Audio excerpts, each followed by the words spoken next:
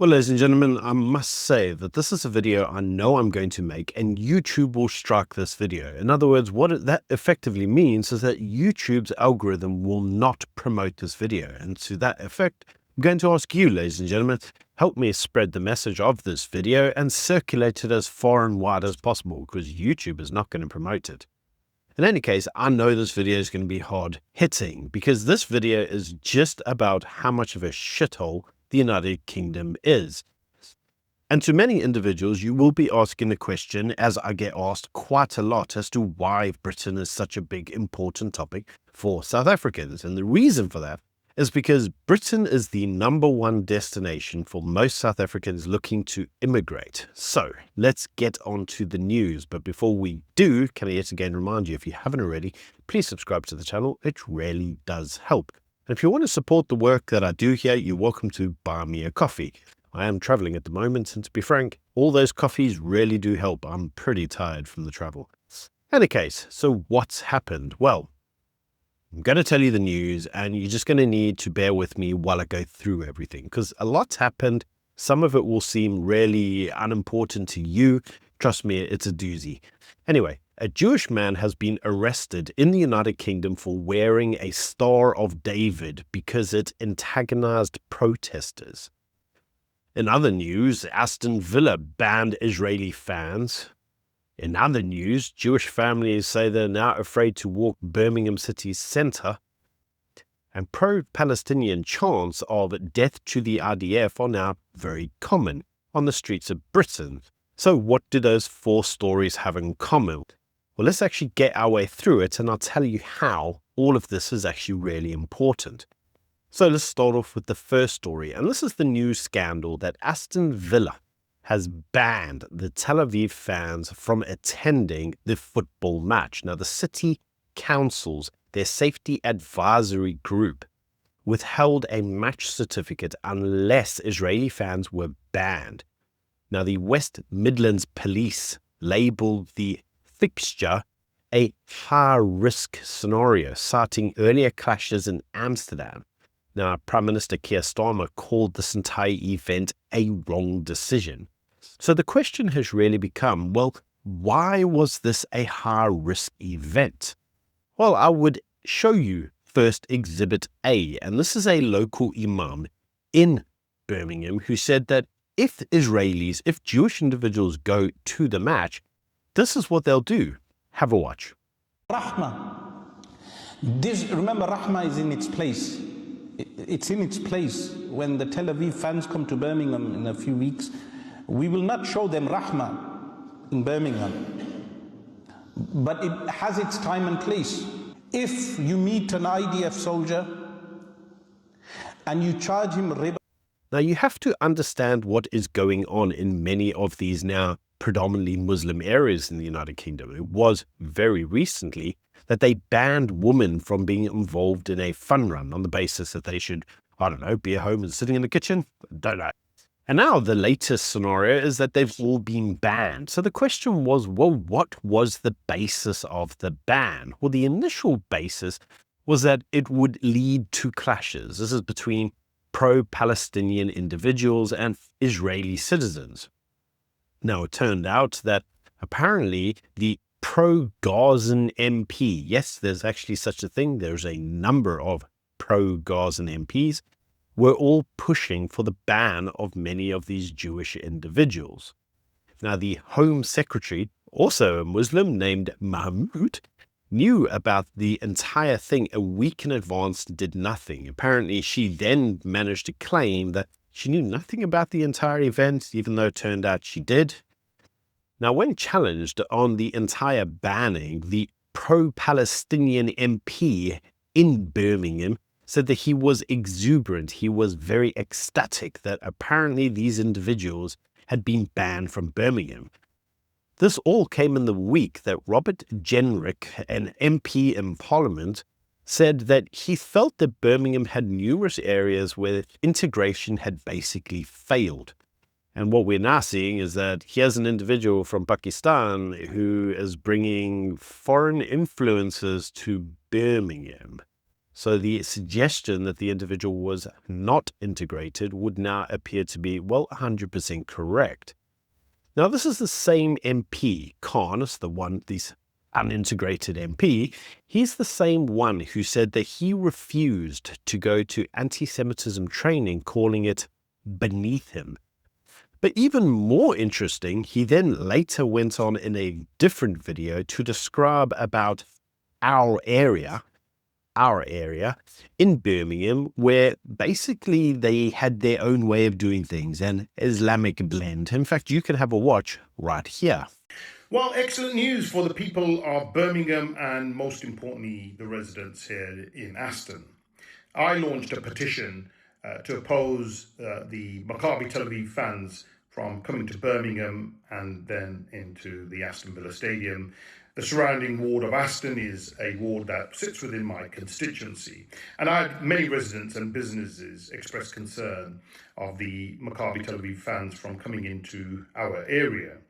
Clearly, we have all witnessed the scenes in Amsterdam, the violence that was displayed by the fans the night before the match. We all watched and listened to those vile chants of hatred and racism. And so there's no space for that kind of behaviour here in Birmingham. There's certainly no space for that kind of conduct in Aston. So I'm very pleased that both the West Midlands Police and Aston Villa Football Club have now written to UEFA informing them of their decision not to allow any fans from entering Birmingham and Aston. Now, this has obviously led many individuals to note that the form of integration going on in Birmingham, well, just doesn't actually exist. Now, numerous Jewish groups, including the Antisemitism Association and the UK Lawyers for Israel, have launched a judicial review proceedings against the ruling and saying that the ban essentially violates the Equality Act 2010. But unfortunately, the No Jews Allowed has already occurred, and no matter how much they try to overturn it, it's going to be too late. So you may be looking at that and saying, okay, so that's the first news story, but it does show you something rather alarming, and that is that the United Kingdom is starting to appease extremists. They cannot protect citizens. Now, if your safety cannot be ensured without any form of discrimination, and you can't just go where you want freely, your society is not free. The United Kingdom now is not free. We're seeing numerous scenarios now in the United Kingdom where individuals are denied entry to various areas, whether they are wearing a Star of David, wearing a kippah, or waving an Israeli flag. Those individuals are being arrested on the basis that the police are unable to provide protection to minorities because the mob rule is simply too unruly, and it's easier to arrest the people that need protecting rather than the agitators. And that fundamentally is part of the problem. Now, in response to this entire kerfuffle, various MPs doubled down in the United Kingdom and said, well, it wasn't just enough to ban Jewish fans. They should ban all Israeli teams around the world. This following Indonesia's refusal to grant visas to Israel's gymnastics team despite there being a ceasefire. And that in itself is also important. Now, yet again, Indonesia's decision to say that they won't allow the gymnastics team to compete in their open competitions, it's being condemned by the IOC, but let's be honest, the condemnation will come too late with the individuals unable to compete.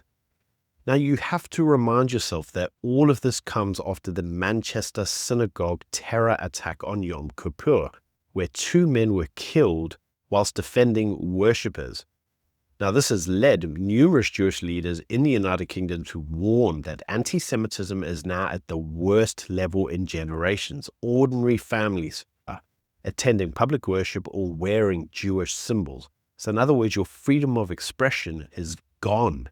And again, you may be looking at that and saying, well, why is that the case? Well, it's certainly not that the local British individual now feels inclined to be anti-Semitic. In fact, what it actually is, well, foreign influence in the form of many Islamic individuals.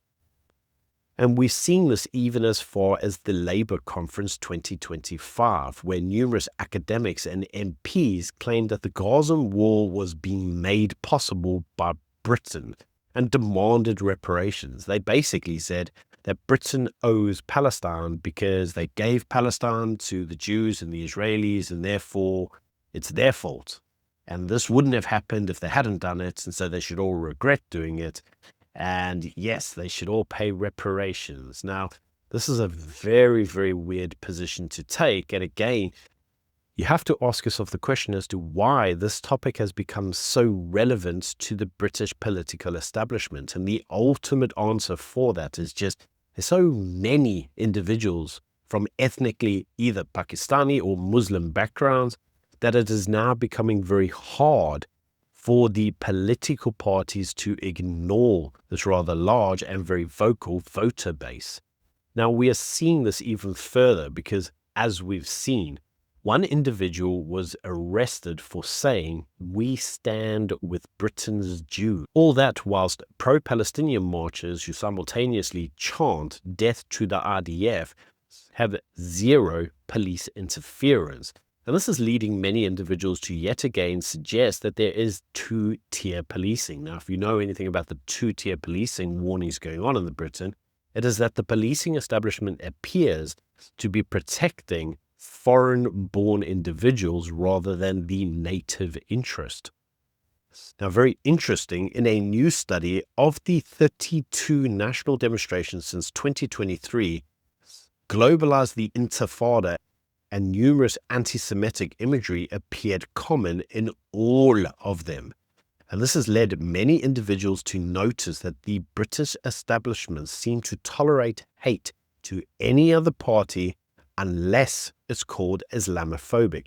And that, ladies and gentlemen, is exactly what we saw going back to the first news story with the pro-Gazan individuals who banned Jewish individuals from going to watch their football team play. Those individuals said the mere criticism for the decision that they had made was Islamophobic. So yes, apparently Islamophobia, bad. Anti-Semitism, good. Now, police and council say that a lot of the decisions that they are making are being made with the idea that they are attempting to avoid causing offense. But it always appears to be causing offense to a specific group. And it is not being done to uphold general equality, because there is no equality in the way that the British state is applying the law. Instead, numerous Jews are now saying that they themselves are treated as a risk factor. In other words, those individuals are the risk, they are the cause of the problem, even where the problem is nothing more than them just existing.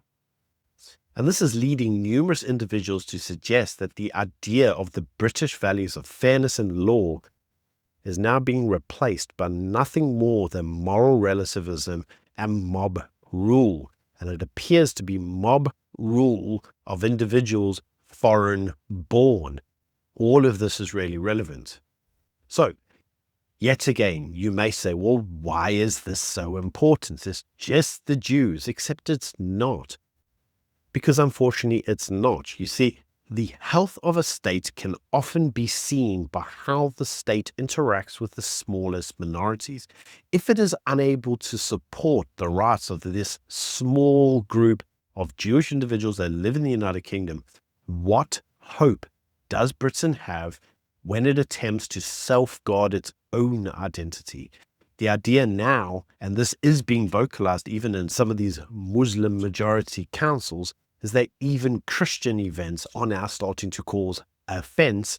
And so Christian events themselves, such as Christmas, should be banned because it's offensive to these individuals. Do you see how this goes? Now, you see, the state has already set a precedent that in such instances, the support will go to the aggressor, not the victim. And that, ladies and gentlemen, is why Britain itself is a shithole. I would not suggest any of you go there. The trajectory, the political trajectory of the island is dead. There is no future in that state. There is no future in that place. But that's just my opinion. Do let me know what you think in the comment section below. Until next time, bye.